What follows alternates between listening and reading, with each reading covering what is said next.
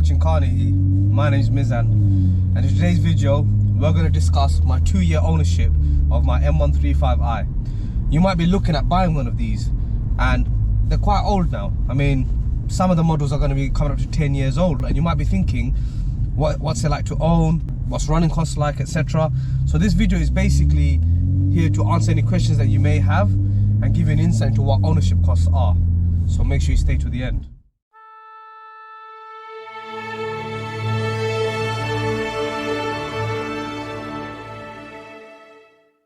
So I've owned this car for around 2 years now, and I can honestly say that I've loved every minute of ownership.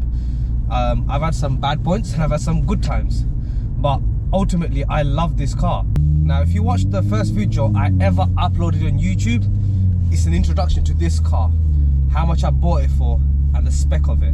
Now, if you haven't watched that video, I highly recommend you watch that video. I'll put a link in the top right hand corner where you can watch it, and it'll give you a full breakdown into what this car is, etc. I will apologize right now for the production quality. It was the first ever video I ever made, so I am sorry if when you watch it and you're like, this is horrendous. I apologize, but to give you an insight into this car, I do think you need to watch it. There's a few things that I'm not going to talk about, like insurance, because I feel like that varies too much depending on your age, where you live, etc. There's too many variables at play to discuss something like insurance. I don't think there's any point discussing it. Road tax, although obviously there is a road tax cost with this car, you're going to have to pay a road tax on any internal combustion engine car. So this is £250 a year, so something to bear in mind. But again, you're going to have to pay that on any car regardless. Same with MOT, you have to do it on every car. So I'm not going to include road tax, insurance and MOT, because these things either vary too much or you're going to pay them regardless, so there's no point talking about them. So I'm only going to talk about the things related to this specific car, okay? So let's start off with number one. Number one is servicing. Now, before I picked this car up, I was very daunted by the idea of servicing. Now, you have to service your car every year. There is no way around that. And I was genuinely scared, because I was thinking to myself, how much do I have to set aside for servicing every year? I mean, it's a 3-litre straight 6. It's not exactly, you know, a 2-litre Golf R, for example. So I was scared. I was thinking, how much is it really going to cost me? But without even planning, I went and bought this car because I really, really wanted it. Like, for me, it was a case of bite the bullet, buy the car, and deal with it later. That way, I can't back out of it because I've already bought the car. So that's essentially what I did. And I have to be honest, this car had a 5-year service plan when it was brand new from BMW. So for the first 5 years, this car was looked after by BMW. But then after that ended, the second owner decided he wanted to take the car to a specialist because he wasn't happy about the customer service he received at his local BMW main dealer. So this car went to a specialist. So by the time I picked it up, it had 5 years at main dealer, 2 years at specialist. It didn't really make sense for me to go to a main dealer since the main dealer history has been broken. So I went to my own specialist, Prestige Vehicle Repairs, which if you've watched some of my earlier videos, you'll know who exactly they are. And Nick from PVR has looked after me on multiple occasions. I can't recommend them enough. If you own a BMW or any car for that matter, because they're licensed to work with anything, but the main specialism lies with BMW, Mini and Rolls Royce, obviously. So if you own one of those cars, you have to visit them. They're honestly the best. They've never ripped me off. I've always had a good experience with them. Yeah, this car could have cost me a lot more to run if it wasn't for them. That's all I'll say. In terms of servicing, so the first year I bought it, the spark plugs hadn't been done in quite a long time, so I decided I need to do that. So I had a major service, which was spark plugs, air filter, oil filter, and obviously oil, and that cost me about £300 all in. And obviously they have the ability to update the iDrive, so this car services, they're all on the iDrive from start to end. Main dealer or specialist, it's all on the iDrive. That's how you know you're dealing with a reputable specialist. So all of it is on the iDrive, which is amazing. Now, £300, I've paid £300 on normal cars, if I'm honest with you. Okay, not exactly 300, but just under. So I was very, very happy when I got the bill and it was only £300. Now, this year I did my a minor service, because obviously I done a major one last year. So I did oil filter and air filter, and I did sorry, I should have mentioned I did my pollen filter last year as well with the major service. So this year's service was around £200, just under, to be fair. So over 2 years of ownership on a high-end performance car like an M135i, I've only spent £500. That's honestly not a lot. I remember when I was thinking if I have to go to a main dealer how much it was going to be. I remember seeing the costs were around £600 to £700 for services. I mean, BMW services are not cheap. They are really, really not. Ideally, you want a service plan so you know what you're paying, and you can split it obviously across monthly payments and whatnot. Now, servicing is something that everyone's gonna have to consider, and I'm gonna tell you right now, if your car hasn't got a main dealer history, or you're not gonna preserve a main dealer history, it doesn't have to cost you an arm and a leg. It honestly doesn't. So that's something to factor in mind. The second cost I had to pay on my car was a wheel bearing sensor. I actually did a whole video on this topic. I'll now put the link in the top right hand corner again. Now, in the video, I state that it didn't cost me a penny. You have to watch the full video, and then if you scroll down to the comments, I've put a pinned comment with what the issue was and how much it cost me, because at the time it wasn't clear, okay? So later on I found out exactly what the extent of the issue was, and I paid for it in the end. So that's something you need to watch. Now, that can happen on any high-end performance car, so do check that out.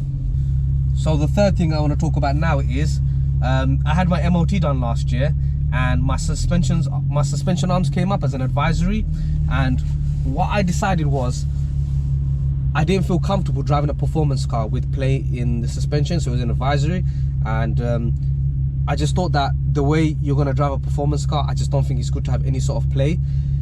So what I did was I straight away took it to a garage and I got it replaced. Now, you might think this is like one of those things where it doesn't apply to a performance car, because that can happen on any car. But because it's a performance car, I feel like you need to be on top of stuff like that. You can't hang around, you can't delay it. When things like that come up as an advisory, I feel like you need to just go get it replaced. So I done that, and that cost me about £250, and then wheel alignment, etc., all included. So that's something that I had to do. And if you're driving a high-end performance car, I guess what I'm trying to say is you need to be prepared that an unexpected bill can just come out of nowhere, and you have to deal with it. And on a normal car, you might delay it, but I feel like on a performance car, you almost have to just deal with it, because then it's going to affect the way you drive it. At the end of the day, a normal car, you're not exactly going to be really going for it. So with a few little niggly problems, you can live with it. Number 4, this is a annoying one, but I guess this comes with sort of mileage. So obviously these are older cars now. They've been around for what, 8, 9, 10 years, depending on the reg you buy. So with that in mind, things do go wrong, and the thing that went wrong was one of my headlights went pink. It's literally like my car had an eye infection. One headlight was just pure pink and the other one was white. Now, you need to replace the entire bulb, I'm afraid, and you can't just replace one, you need to replace the whole set, otherwise one's going to be brighter than the other. So I had to buy a full set of headlights. They cost me about £80, and then I had to pay £60 labour for it to get to replace, because it's quite hard to get to. You got to take off the arch lining, etc. So yeah, that cost me about £140 all in, and it's something I mentioned because on an aging performance car, that's something that I had to deal with. On another car, you might not have the same problem as me, but you may have to deal with certain things that don't work anymore. They need replacing because obviously the age of the car and the mileage. So that's something that I thought I should mention. And number 5, probably the worst thing that's ever happened to me, the most stressful, but it wasn't actually that expensive, is my car had a bit of a coolant mishap. Now, I actually made a video on this. I'll put a link in the top right hand corner again, and this was a really bad one, but luckily, due to my friend Ibrahim, we were able to get that fixed, and it didn't cost me an arm and a leg. So check that video out to know what happened. And again, on a car of a certain mileage, it's one of those issues you're going to have, so check it out. Now, I do have to say I have been quite lucky. I've not had to spend money on brakes or tyres or anything like that, because before I picked the car up, the owner had just done it. So literally all these things were dealt with beforehand. So very, very fortunate that I didn't have to actually do anything during my ownership. I also didn't include some of the other costs I've done, such as modifying it, because at the end of the day, that's personal.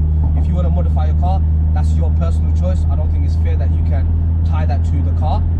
The other thing as well is I've not included the cost of refurbishing my wheels, for example, etc. So these things that you might do for the sake of your car to make it look better. So I don't think it's fair that you can put a price on that towards the cost of ownership. All in, with all the things I've mentioned, which is the 5 issues that went wrong, etc. All in, that's cost me £1,390, so just under £1,400. That sounds like a lot of money to have just been spending on my car throughout my ownership. But let's not forget the fact this was over the course of 2 years, as well as the fact it's a high-end performance car. Now, if you calculate that monthly, that works out to be not even £60 a month, I think. So when you really think about it, £60 a month has gone on just maintenance. Let's just call it that, just maintenance. That's not a lot if you ask me. It's really not. I think even if you owned a brand new car, unless it was under warranty, you're gonna have to pay those costs anyway. And to be fair, on a brand new car, you're kind of paying for that warranty anyway, because you're paying such a premium for the car. So £60 a month, I'll take that. I honestly will.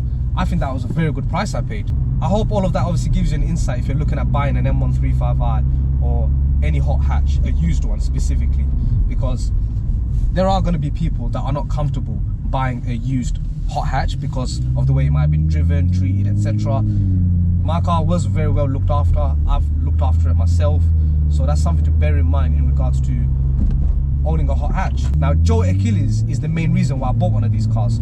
His videos is what helped fuel me into getting one of these, and I hope that my videos on my M135i has done the same for another generation. Joe Achilles pushed people into the M135i and M140i when they were brand new cars. I'm trying to push people into these as second-hand gems, and I really hope my channel and my series on this car has done that. Before we talk about 5 things I hate and love about this car, because I'm sure some people will be very interested about that after 2 years ownership, I want you guys to watch a cinematic that was made by no other than Shoobzy. He's a good friend of mine, and he's a videographer, and he does some crazy work. So what I've done is I've got him to do a shoot on the car, and let's shoot to that.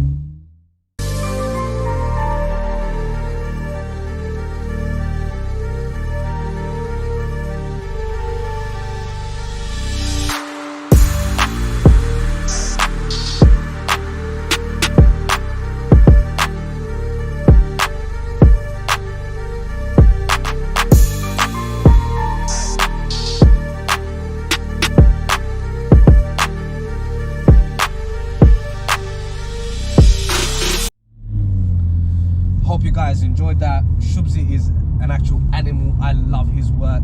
If you want one for your car or your business, he can do lots of things, product placements, etc.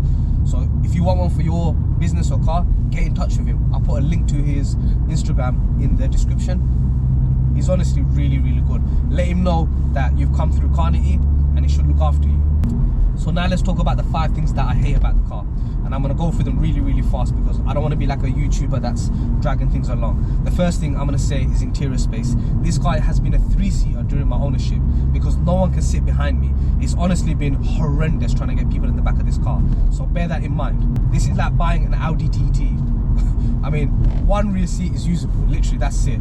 I've done trips to Lake District and Isle of Wight during my 2-year ownership, and on both occasions, no one can fit behind me.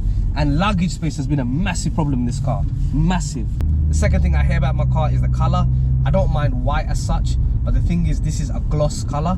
It is not a metallic color, and that for me really lets this car down. So when the sun's out like today, there is no metallic look on it. It really bugs me that there's no shine to the paintwork, nothing. So in hindsight, I would have preferred to go for a different color, but the spec of my car, the red leather seats, it all goes well together. So it's something I can live with, but I can honestly say I don't like the color of my car.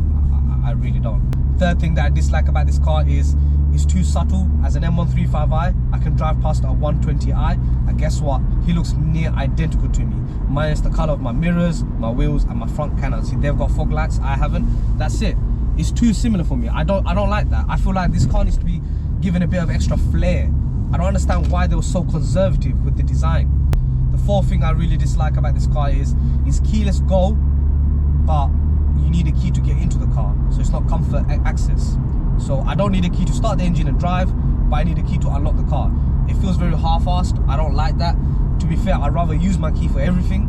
I wish that's the way it was, if I'm honest with you, but something you have to deal with. I mean, get a ghost immobilizer or a steering wheel lock, the Faraday bags. You just got to do what you have to protect your car, unfortunately.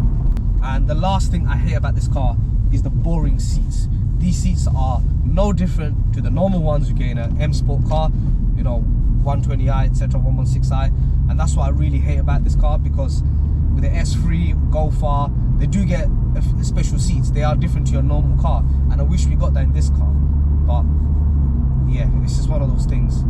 And they learned their lesson though, because in the new M135i, you do get bucket seats, which is what they should have done in this generation as well. So not to be all negative, those are the 5 things I hate about the car, but there are lots of things I love, and I'm going to mention 5 of them now for you. The first thing is the engine has the noise. For a 3-litre straight 6 in something so small as a hatchback, I love it. It's honestly amazing.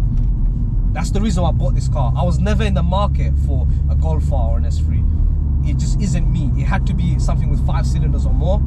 And this car, for the price it was going for, what you get for your money, the age of the car, it's amazing value for money. Like even now, this car is worth about 13.5 grand, and a Golf R is going to cost you at least 19 grand. Is the Golf R that much better than this car? No, it's not. You could even argue the Golf R isn't a better car as this. The second thing I like about this car is the fuel economy. It has not been ruinous to own and drive. It's actually been quite good on fuel, if I'm honest with you. You can get 40 mpg on a long run, and you get about 20 on local roads and about 25 on dual carriageway. So the honest truth is, this car is really good for the package it is. And the next thing I do like is, like I said, I've taken this car on a few road trips, Lake District and Isle of Wight, and this car is not even a hot hatch to me. It's a GT car. It honestly soaks up miles effortlessly. The ZF 8-speed is the perfect gearbox. I mean, I'm opposed to dual clutches now because of this gearbox, because of how good it is. It can do everything you want perfectly. This gearbox is the best gearbox I've ever had. The next thing I like about the car is the size of the car, as in, I love the fact that I've got this engine and I've got a small little car, which makes it quite nippy, and it means that I can really push the car to its limit more than if I had a 340i. That's why the 340i is not an M340i in their F series. So that's something to bear in mind. You can really enjoy the power this car has on tap and really throw it around bends, and that's definitely a bonus and one of the things I love about this car. And finally, the last thing, which I feel like I touched upon earlier, is the cost. You can't buy anything for this kind of money. For 13.5 grand, you can't buy anything that's a sort of a modern hot hatch. You'll be looking at older cars. So the honest truth is, bang for buck, this is one of the best things out there. Honestly, I love this car. And on that note, it might be worth noting the fact that this car will be going up for sale soon. I've had it for 2 years, and it's time to move on to something new. Now, I am gutted to obviously say that, and I know that this channel was built on this car, so I'm sure some people are going to be upset with that news. If you like this video, make sure you like, comment, share and subscribe. And if you have any question whatsoever about the N55 engine, please put them down below and I'll answer them. Thank you for watching. Thank you for the support. And like I said, go buy one of these cars while you can, honestly. You won't regret it.